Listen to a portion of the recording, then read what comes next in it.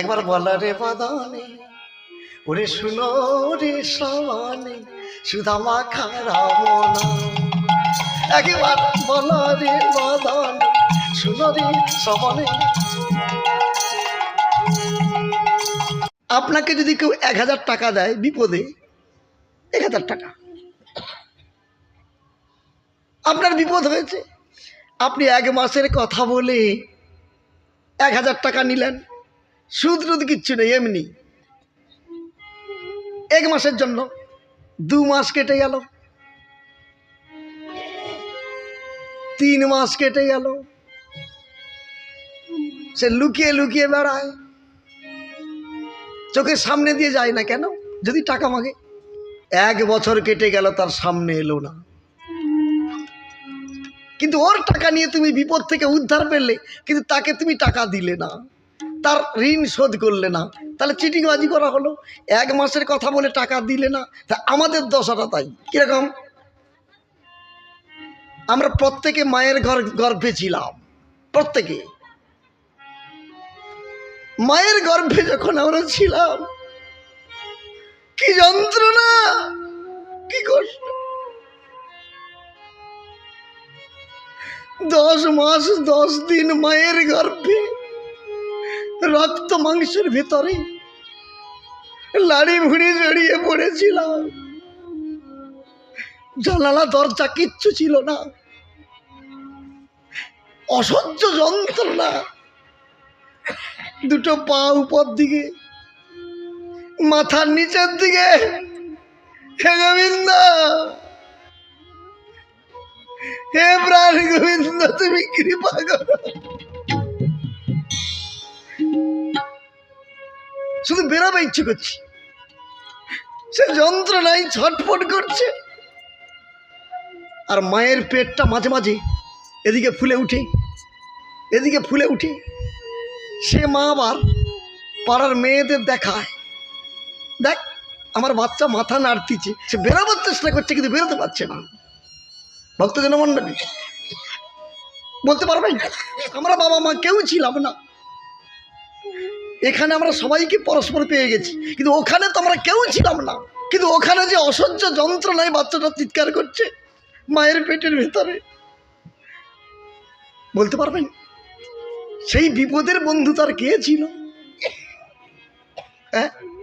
সেই বিপদের বন্ধুকে অনাদির আদি গোবিন্দ পরমেশ্বর। চিৎকার করে আমরা কেঁদেছিলাম। ভগবান দেখা দিয়ে বলল, রে আমি তোকে এই গর্ভ থেকে বার করে দেব, এই গর্ভ থেকে আমি তোকে বার করে দেব। আমাকে কথা দিতে হবে, আমাকে কথা দিতে হবে যে মাটিতে গিয়ে সংসার পেয়ে, স্ত্রী পুত্র ছেলে মেয়ে নাতি নাতনি পেয়ে আমাকে ভুলে যাবি না তো? ভুলবো না প্রভু, প্রভু সারাদিন তোমার নাম করব, তোমার প্রসাদ খাবো, তোমাকে ডাকবো। কি সুন্দর কথা। হ্যাঁ, কৃপা করে ওই টাকা দেওয়ার মতো কৃপা করে বার করে দিল। এখানে এসে ধুড়িবাজি শুরু করছে।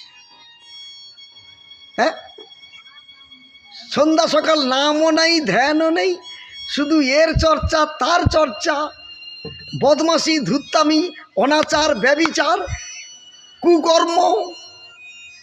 ভগবান বলছে সাজা তো তোমাকে পেতেই হবে। সব সময় কিন্তু রক্তের তেজ সমান থাকে না, এ রক্তের তেজ কমবে। এ ব্লাড রক্তটি আমাদের জল একদিন হবে, আর রক্তের তেজ যখন কমে যাবে, আপনার যাওয়ার সময় হয়ে গেলে সংকেত পাঠাবে। যখন দেখবেন হাঁটুতে গাঁঠে পাটে যন্ত্রণা, যখন আপনি দেখবেন মাথার যন্ত্রণা, যখন মাঝে মাঝে দেখবেন জানটা ধড়পড় করে, চলতে গেলে বুলতে গেলে উঠতে গেলে কষ্ট, অল্প বয়সে চুল পেকে যাচ্ছে, কিছু খেলে হজম হচ্ছে না, সবসময়ের জন্য একটা অশান্তি, ঘুম ঠিক মতো হচ্ছে না, তখন ভগবান সংকেত দিচ্ছে এইবার তোকে আমি টানবো। রক্তের তেজ কমে গেছে, কঠিন ব্যারাম এবার তোকে দেবো। আর ওই ব্যারামে যখন তুমি পড়বে, ডাক্তারের কোনো ঔষধ কাজ করবে না, ভগবানের মার, এ দুনিয়ার মার। এই জন্য প্রতিটি মানুষকে একটু সতর্ক, একটু সাবধান হয়ে চলতে হয়, আগে পিছে লক্ষ্য করতে হয় যে কর্মটি আপনি করতে যাচ্ছেন পরিণাম কি হতে পারে, ভবিষ্যৎ কি হতে পারে, আমার দুর্গতি কি হতে পারে। ৮০ লক্ষ জনই করিয়া ভ্রমণ, অবশেষে পেলে তুমি মানবী জন্ম। এই দুর্লভ মনুষ্য জন্মকে তুমি নষ্ট করলে, হরিনাম করলে না, কৃষ্ণ নাম করলে না, সাধুগুরু বৈষ্ণবকে মানলে না, বাবা মাকে মানলে না।